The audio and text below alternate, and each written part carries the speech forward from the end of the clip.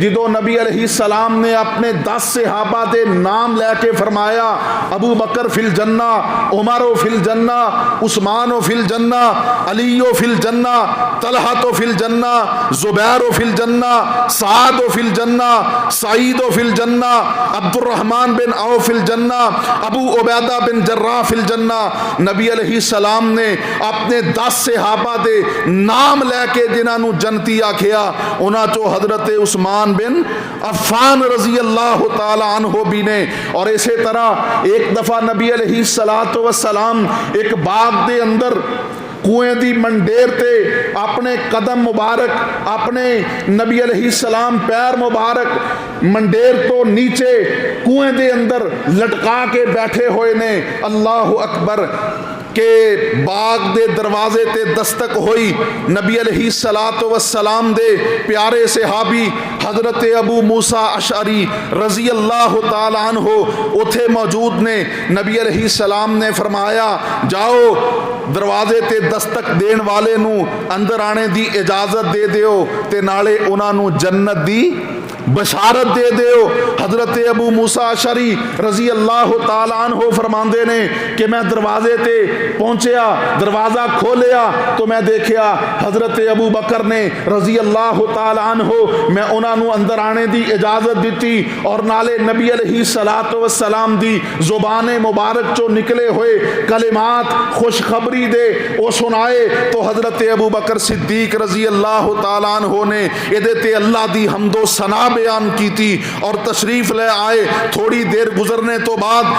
دوبارہ دروازے تے دستک ہوئی، نبی علیہ السلام فرماندے نے اے ابو موسیٰ آنے والے نو اجازت دے دیو نالے انہاں نو جنت دی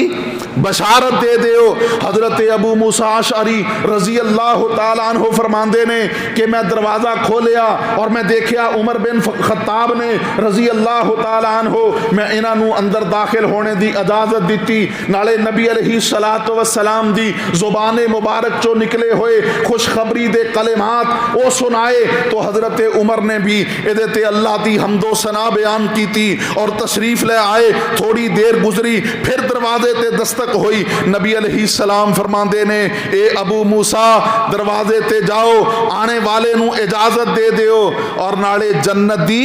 بشارت دے دیو۔ حضرت ابو موسیٰ اشعری فرماندے نے کہ میں جس وقت دروازے تے پہنچیا، دروازہ کھولیا، دیکھیا تو عثمان بن عفان نے رضی اللہ تعالی عنہ، نبی علیہ السلام نے ایتھے ایک اور بات بھی کہی سی۔ نبی علیہ السلام نے فرمایا کہ آن والے نو جنت دی بشارت دے دیو اور نالے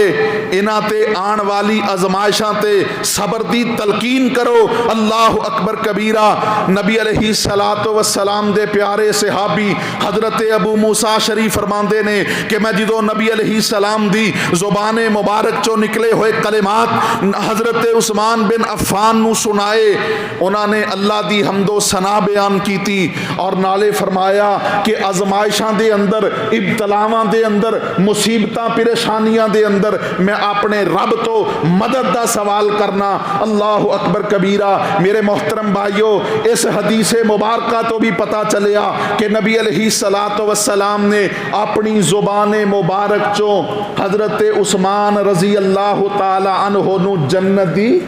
بشارت دیتی ہے۔